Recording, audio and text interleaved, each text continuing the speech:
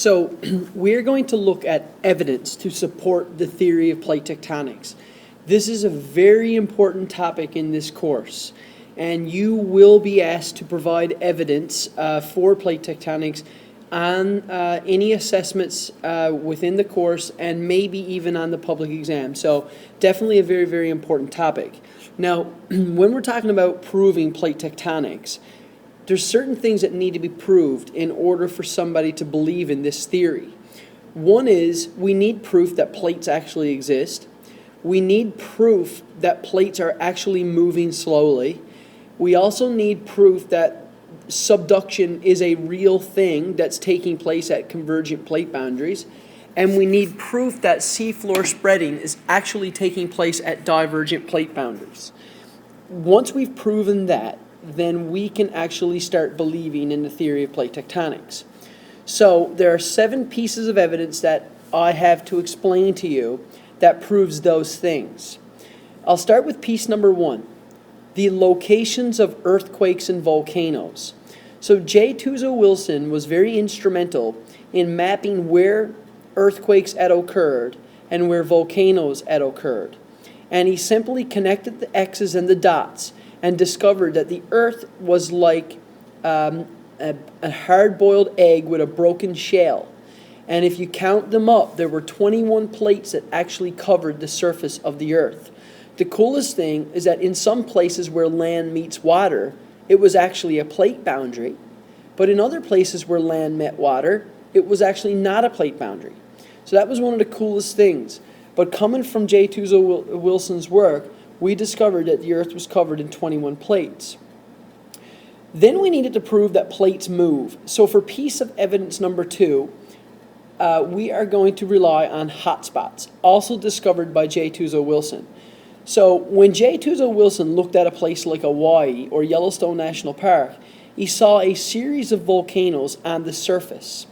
And the interesting thing is that every single volcano was extinct with the exception of one.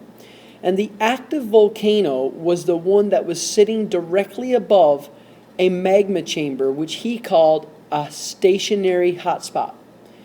And so as a result, as the plate moves over the hotspot, it actually creates volcanoes.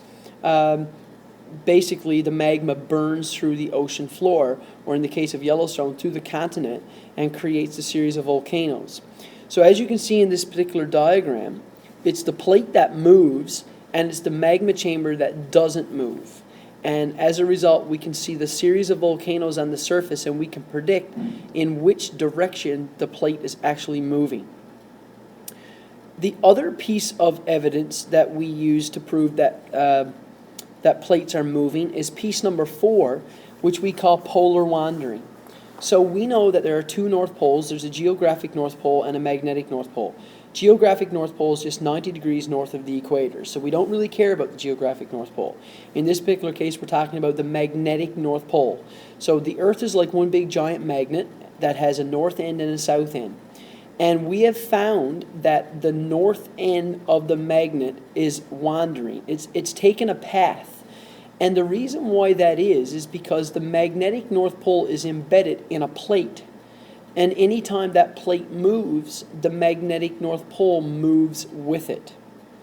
And so there's a little diagram here on the bottom of the page down here, which basically shows you looking down on top of a globe. You can see the Arctic Ocean. You can see the current location of magnetic north, and you can actually track back the path that the magnetic north has actually wandered over geologic time.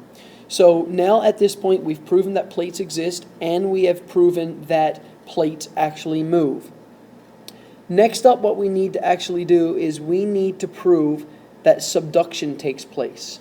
And so there was a guy named Hugo Benioff, and he had a buddy, and his last name was Waditi, and they looked at a place like Japan. I'm not really sure if it actually was Japan or not.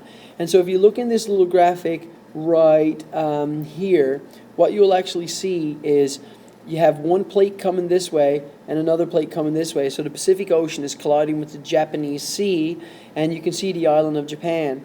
And basically, with work with seismologists, they discovered that all the earthquakes on the Pacific Ocean side were all shallow focus earthquakes, meaning that the earthquakes weren't very far beneath the surface. So all along the coastline, you had shallow focus earthquakes. On the opposite coastline, on the backside of Japan, towards the Japan Sea, all the earthquakes originated really far down, meaning they were deep focus. And through the middle interior of Japan, all the earthquakes were intermediate depth. So if you look at this, we have a pattern going on of shallow and then intermediate and then deep like this. And so basically, Hugo Benioff was trying to say, why are we actually getting this pattern of volcanoes, of earthquakes in Japan? If we look over here, this is a cross section through Japan, running from the Pacific Ocean through to the Japan Sea. And as you can see, the island of Japan is drawn here as one big gigantic volcano. You can actually see the S and the I and the D, shallow, intermediate, and deep. So if you come down a shallow amount, that's where the earthquakes occur. Come down an intermediate amount, that's where the earthquakes occur. Come down a deep amount, that's where the earthquakes occur. So why are these earthquakes in this particular pattern? Well, because this plate right here is ducking under the other plate and going down to the mantle where it's actually melting away. And as it goes down, you get your trench formed right here. Okay, so that is proof that there is a subduction zone. And in this case, the subduction zone is the Benioff zone. And so they are the first 4 pieces of evidence that we have to support the theory of plate tectonics. There's only one thing left that we need to prove, and that's seafloor spreading at a divergent plate boundary. And in my next video, I will have 3 pieces of evidence to support that.